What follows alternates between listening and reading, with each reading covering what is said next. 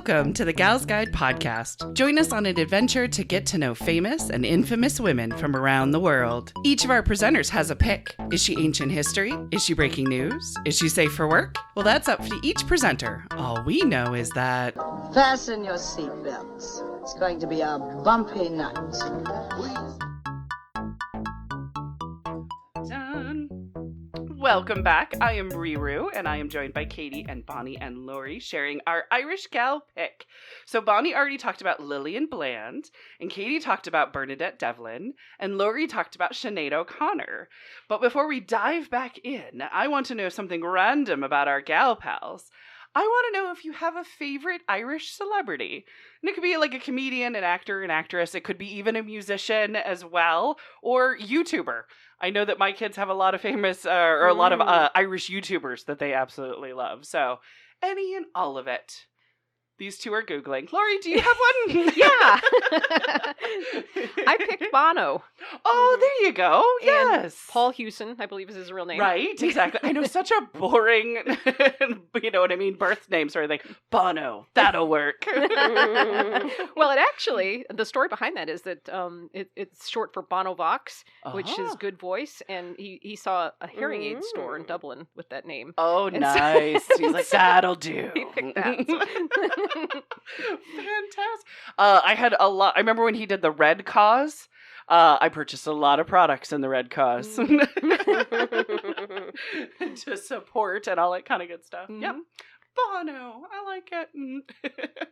All right. How are you two doing? How's the Googling? I'm trying to think if now I'm blanking on her name. If Janeway counts. She spent time in Ireland. Irish American Catholic. But she has a house there, though, doesn't she? I believe she does. I know she was writing some stuff there and I talks have about it. On these lists here, Nicole Kidman is coming up, and I'm like, she's Australian. She's Australian. Yeah, that's so it's like I kept saying too. Right. Maybe her ancestry has Irish. Sometimes that will show up on the searches. I remember I was doing a brief search and Sam Neill kept showing up. And I always think of Sam Neill as New Zealand. I mean, he does a very good American accent, like Jurassic Park. Yeah. But I always think of him as New Zealand. But he was born in Ireland, just didn't spend that much time there. So it's like, okay, all right, Irish, kind of, okay. Well, I think I'm going to go with Cillian Murphy. Yes. I have such a crush on him right now. The Oppenheimer-ness? I have not seen Oppenheimer, even though I want to. It'll make you sad. Do it. Okay. Mine is kind of a Peaky Blinders, which is a little sick because he was really violent and terrible in there, but it really he was also kind of delicious in there. Yeah. So no, I like myself a bad boy, but I keep it on the screen. Keep it on the screen, not in my house. There you go. You've learned. I think that's called maturity. That's right. That's right. All the credit to me. But he's hot in an unusual way, I feel like. So, and I always want Josh to get that haircut from Peaky Blinders, but he won't. Right. Yeah. So, well, you know, happens. But Bonnie, who are you thinking? I don't know. Right now, I'm just very angry at Google because if you put in Irish celebrities and then if you furrow down to female, all the results are hot Irish women. Yeah, that is.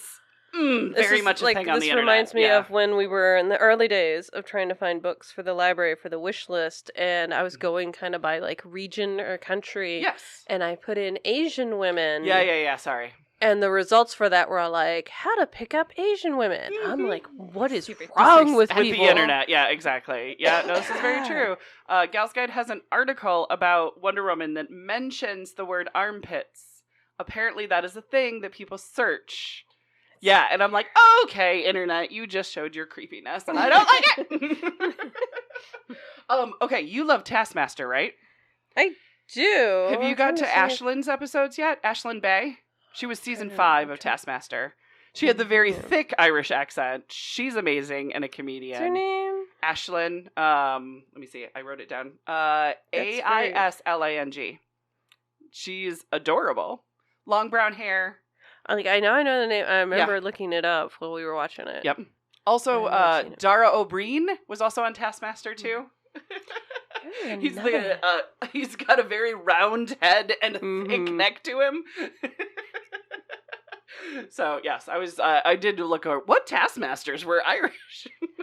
Yeah. If you guys haven't watched Taskmaster yet, I'm just saying. It's on YouTube. They have, the original show is British, but there's an Australian version now, there's a New Zealand version now, and it's amazing. And apparently there was an American version, because I remember seeing one way back in the day. Yeah. We just started Taskmaster New Zealand, and I'm like, we are so like confused by Angela. We're like, like we can't tell if it's like a character or not, or it's just her, and it's like it's so like we're like it's great, but like so awkward. Like we're like, what is with this lady? Yeah. It's a series of shows where they have to do these. It's celebrities and comedians, and they have to do random tasks, and they have to like figure it out. Sometimes it's out of the box thinking. Sometimes it's just being fast. It's like, but it's hilarious. Highly recommend. Eat this watermelon, and like you have 60 seconds, and it's just a whole watermelon. So they're like smashing it on the table to open it. Yep, exactly. Yeah, it's interesting. Great. I know. I mean, I feel like that has filled your time, but any favorite Irish? Let's go with Ashlyn then. There you go, Ashlyn. Yay! Exactly. I don't think you'll regret it. She's amazing. No. Yes, and continues to be. I remember liking her. My favorite currently is Andrew Scott. He's Moriarty on the Sherlock movies with oh my gosh, I wanted to say Bernadette. Benedict Cumberbatch. Oh, the show? Yes, the show. Yes. The scene in the pool. Yes! That is like great. He's so good. He was also one of the film club's picks was the movie Pride, and Andrew Scott is in that as well. He was also in Fleabag. I didn't watch all of Fleabag, but I love Fleabag. I did watch the episodes he was in though. Is he the priest? Yes. Okay. All right. Yeah. Oh yes. Fleabag is great. I wish there was more. I made the mistake of trying to like show my coworkers what it was. I was like, here, let me just play the first couple minutes. I'm like, nope. No. That was awkward for everybody. I'm like, no, but it's great. Yes, it is, and it's got good peoples in it. The other one that I really love is Brenda Flicker. And Brenda Flicker was in so many. She was like the Irish grandma in a lot of TV shows and movies in the 80s. But she's most famous for me anyway in So I Married an Axe Murderer. Did you guys ever see that one with Mike Myers? Yeah. She played the mom, the Garth Brooks juice diet.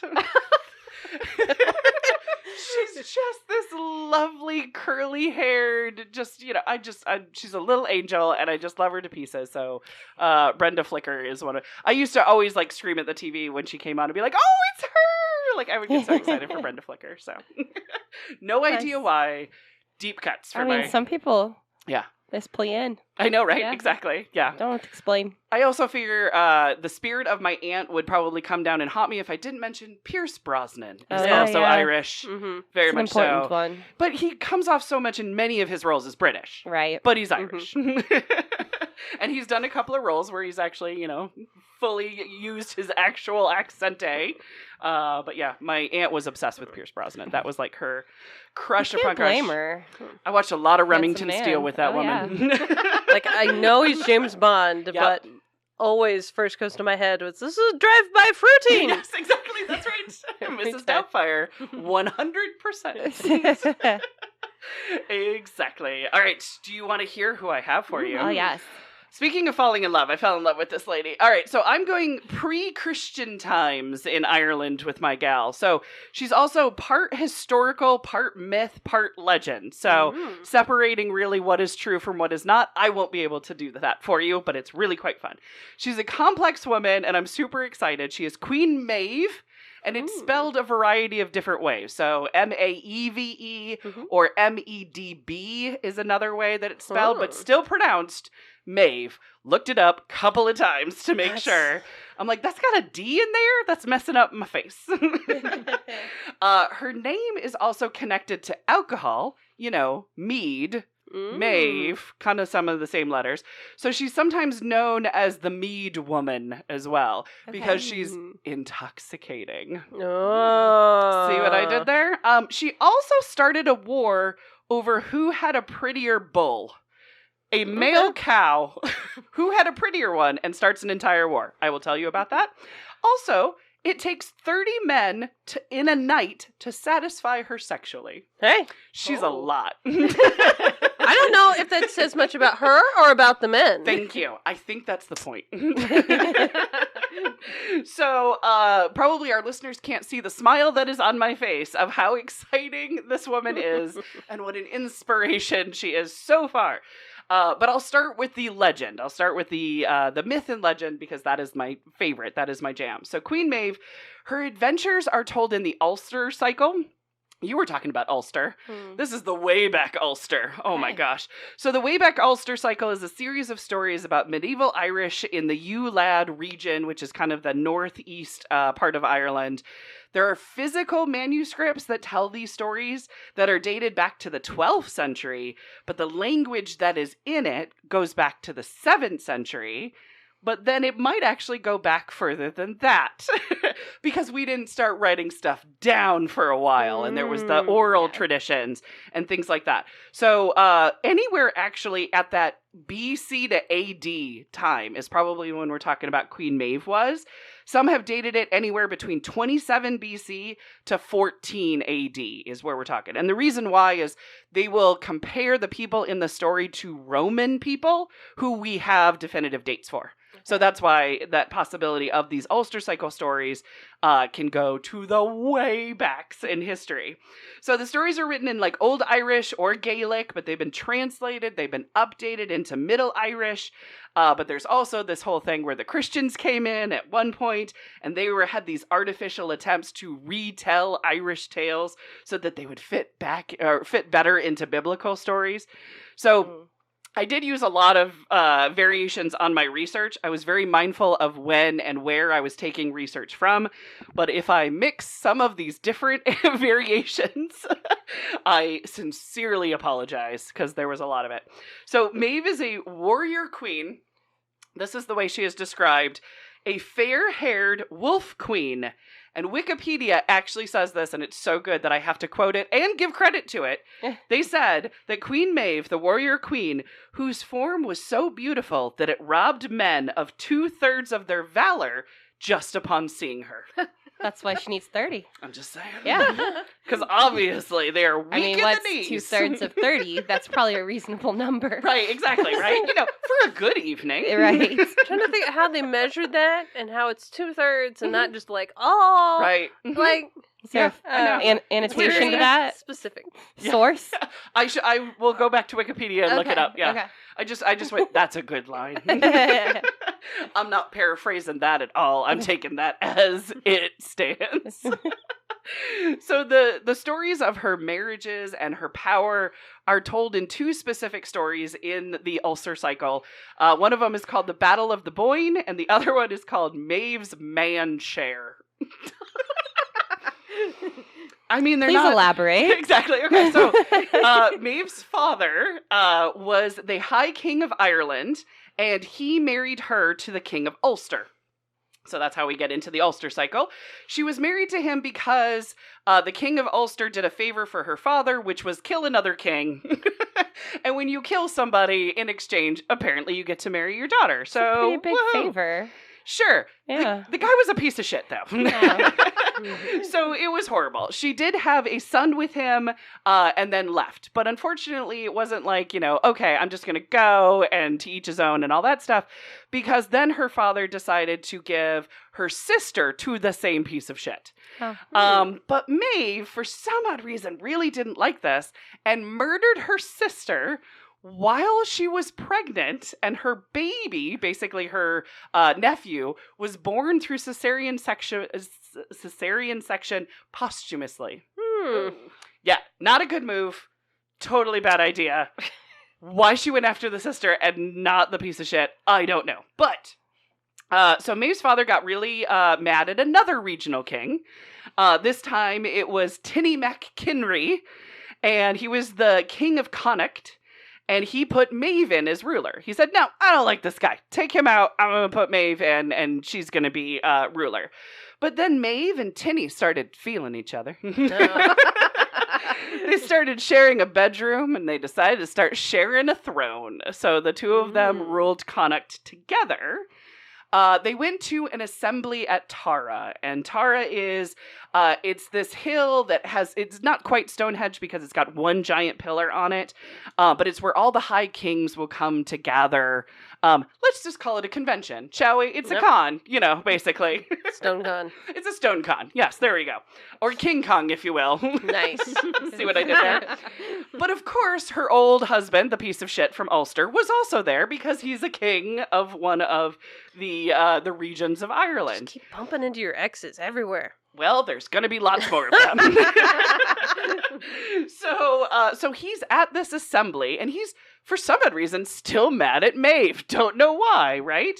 But he actually rapes her while they're at this convention, and then all hell breaks loose, right? So her now husband challenges him to single combat, and then he died. So the piece of shit is still alive, still out there, but runs back off to Ulster. So she has to get married again because, again, 30 men to satisfy her, right? So she gets married for the third time, but she's getting smarter at this because now there are 3 rules to marry her, all right? So first one is that her new husband has to be without fear. The second one is that her husband has to be without meanness. And her third one would be her husband has to be without jealousy. Which one do you think is the most important? She sleeps around with a lot of dudes. The jealousy was the most important one.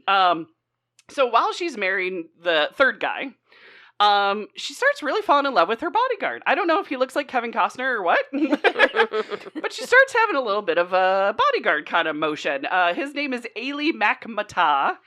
And what does the other husband have to do but challenge him to single combat? Mm-hmm. And then the older husband dies, and hello! So Alil is now her new husband number 4, right? Now this is, so those are the 2 stories of the Battle of the Boyne and Maeve the man-share. Man-share is 4 husbands. Yeah. This is making me feel like my second husband didn't work hard enough for me. Thank you. Right? Just gonna have to address this when I get home. Hopefully the next story won't be any other truths whatsoever. Because while she's married to the new guy, this is in the Ulster cycle. It's a new story that's called The Cattle Raid of Cooley. Historians will call this the battle between the greedy and ambitious Queen Maeve. Notice the woman is greedy and ambitious. And the superhero, Cool Hullen. This is how it goes down in history. Right. Perhaps I might have a little bit of a different spin on it. But here's how the myth goes. So Maeve and Alil are in their marriage bed, and they're talking about their wealth and what they own. And what makes them so rich and so powerful. Like you do. I was going to say, totally normal, right? You just talk about, well, I have this, and I have this, and you're totally competing over it.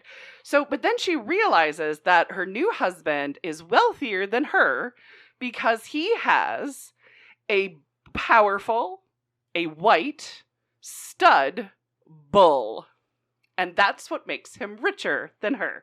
So this cannot stand whatsoever. So she knows that there is a better bull called the Don Quail, which is a brown bull, in Ulster. Which again is where the piece of shit husband is from. Right. So, I don't know why these 2 didn't hear of like Beanie Babies or like Pokemon cards. I really feel like it would have been much better. Maybe it wasn't there at the time. But yeah, so the beautiful, better bull that can out-wealth her husband is in the lands of her past piece of shit husband in Ulster. So Maeve is like really smart though. So she finds the bull's owner, who is not her old husband, but a relative of, because, we're all related. But she sends him a messenger and promises wealth, land, and sexual favors so that she can have this bull. And the guy agrees. He's like, yes, totally. This all sounds great. I'm not going to say it's the sexual favors, but you know what I'm saying. Like something tips him over. But then the messenger, who was drunk at the time, says, oh, thank goodness you're going to give us the bull because we were going to take the bull by force regardless of what you said. Oh. So then the guy went, no, war it is. So an army of many kingdoms all gathered together to fight as the Ulstermen, to join together for the King of Ulster. A very uncomfortable number of them were ex-lovers of Maeve. Uncomfortable number in that one. So, I mean, statistics are going to be a thing in this particular battle. So the King of Ulster, you know, the piece of shit, he was actually fighting a different woman at this time. He was busy. He was fighting a supernatural woman at this time. So the King of Ulster was in a force with the goddess Matcha, and he challenged her to a chariot race. And she was pregnant at the time. And she was very irritated that this little tiny human was challenging her, a goddess, to a chariot race while she was pregnant. So to punish him and all of his soldiers, she made them have stomach cramps to the point where the men felt like they were giving birth and having contractions. Right? This is why I love mythology. So once again, because of all the men having stomach cramps in Ulster, it came down to single combat. Single combat, for some reason, is way too common. I feel like it's poor writing. Why is it always single combat, guys? Come on, you have this whole big army, but one-on-one, just one-on-one. Because Cuchulainn, the superhero, was the only one who wasn't basically going through contractions of live birth. So Cuchulainn was also the best warrior in all of Ulster. There's lots of actually fantastic stories about Cuchulainn. But Maeve's best warriors was Ferdian. So Ferdian and Cuchulainn were actually best of friends. They studied under the same teacher in Scotland. This is going to be sad. They were besties. I also go with maybe a little bit more than that. I don't know. I didn't judge, but, you know, just saying. Some of the stories seem like, oh, I love you so much. No, I love you so much. And anyway, so they knew that it was only a matter of time before they would have to single combat each other, being best of friends, right? Yeah. So Ferdian tried to really lay low as Cuchulainn is like slaying soldier after soldier after soldier. So eventually Maeve questioned Ferdian's honor and said, why won't you fight for me? Are you not brave enough? Are you not courageous enough? And so he has no choice. He has to go fight his friend. So got to keep your rep. You do. Yeah. But they were very evenly matched because same teacher. Right. So they fought for 3 days. And Cuchulainn was starting to really lose. And so he called upon magical forces. He called against a magical spear that was made out of the bones of sea monsters. And that killed his friend. Aww. So, yeah, you needed a magical spear to be able to kill your friend. That's totally cheating. Yeah. It really is. You know what else is cheating? Maeve saw this moment of the grievingness of killing your best friend to just grab some soldiers and go steal the bull herself. While everybody was distracted with the war over and the sadness concluding, she's like, yeah, no, I'm just going to go get this brown bull for myself then. I mean, it was... And she did. Yeah. Bitches get stuff done. Right, exactly. Yeah. Right, exactly. Yeah. So now she has the better bull in her possession. Yay, she won. There was this whole war over it. With her husband. Right, exactly. But it wasn't enough just to have the bull. Oh. She now needed the bulls to battle each other. There can be only one. There could be only one. This is a very Highlander situation. So the white bull and the brown bull, they battle. They're very also evenly matched and all of this. And best friends? I mean, not really, because they're in different regions. But fine. You know what? You're like, again, they both hate humans at this point. Right. We tired of that shit. So Maeve's bull actually won. The brown bull won over her husband's bull. But it meant nothing to him, is what the myth says. And he dies of a broken heart. For his bull? The bull dies of a broken heart. Yeah, because there was no reason. Nobles. Right, exactly. Yeah, so then they're both even again. But, I mean, the story doesn't mention the fact that they're both even again because both of their bulls died. Oh. Right? Yeah, exactly. So Maeve's... Down with the ruling class. Yeah, pretty much, yes. Okay. So Maeve's stories in the Ulster cycle, and also there's this mythology of Tara, which is that hill, that king of kings. Tara is also, it's a burial mound. It's a standing stone. It might even be the stone of destiny. Ooh. So it has this magicalness. So a lot of Maeve stories will come up with the land in Tara. But the Battle of the Bull it might actually be, because remember, it's mythology, so it could have happened. It could be a grandiose story, or it could be a metaphor for actually something else. So I actually think it could be showcasing the maternal line of her power. Because of women in power, it was very important to keep that power. So that battle with her husband of who had the power in this, and that bull kind of symbolizing whoever has the better bull has the better power, it very much could be that.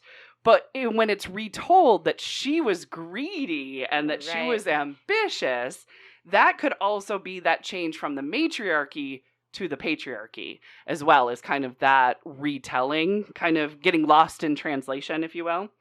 The other thing with Maeve is that there's very much a tie to the landscape. Like, all of her stories, there are places that are named for her. There are stones that are named for her, mountains that are named for her, ridges. In one of her stories, she got so mad at Ulster, she hates it so much, that she tried to destroy the landscape. So, like, there's this trench that supposedly Maeve dug into the ground to disfigure Ulster. So it makes me wonder if Maeve is more about this connection of femininity to the land, that she's like the female embodiment of the land. The idea that it takes many men to satisfy her actually makes me think of the growth and abundance of plants, like sea pods and dandelions and green land that is like fertile with new growth, and that idea that Ireland is always pregnant with new growth. That's what kind of makes me think of the satisfying Queen Maeve, and always being of, of fertileness, if you will. The other part is her intoxication, that looking upon her and losing your valor and being connected to mead and stuff like that. It also made me think of, have you ever been in nature and just been, like, intoxicated by it? Like, isn't this gorgeous? Like, it kind of takes your breath away for a moment. Those vast oceans, those mountain ranges or fjords, you know what I mean? So it almost kind of made me think about that kind of intoxication, that kind of, that it's not just about a beautiful woman that has fair hair, but maybe it's being intoxicated with the land around you as well. So learning about her, as silly as the bull story is, and it totally, like, that is something that I'm going to remember forever, but it also gave me a really big connection to nature, because I could see how she had that intoxication of beauty, but also she could destroy it as well. So, like, she was also as powerful as a tornado with wars and all of that kind of good stuff to disfigure and destruct the land that she hated. So she's somebody I'm going to, like, keep thinking about and keep kind of, like, digging in, because, she's complicated. She's got her nuances, and she's a myth. It's not necessarily so much about her historical background. It's more about, like, what's that in between that we're supposed to learn about her. Right. So, yeah. Exactly. What wisdom is this imparting? Lots of it. Yes. But there's so much to dig into there. Right? Exactly. Yeah. And like you said, through which lens are we looking at it? And can it be all of it? You know what I mean? Can it be a variety of different ways? So very interesting. Yeah, exactly. Dun, dun, dun. So that is glorious Queen Maeve. Well, she certainly made me want to raise my expectations. Yeah, right? Yeah. I think so. So. Raise that bar. Husband number 4. Start comparing and contrasting, what is our wealth? What do we need to battle over? I feel like she's like this lady on TikTok that's always like, if your boyfriend or your husband doesn't do such and such, I think you should start a fight. It's like, is she reincarnated from? Yeah, exactly. Maybe. Yeah, I get it. Like, I think one of the last ones I saw was like, if you ask your husband if there was a fire and both would you save me first? Yeah. Would you save me or your mother? And he doesn't choose you, I think you should start a fight. Exactly. One of them's like, if you ask your husband what his most prized possession is and he doesn't say you should start a fight. This is also why my husband, when I'll say, hey, does this look nice? He'll be like, it's a trap.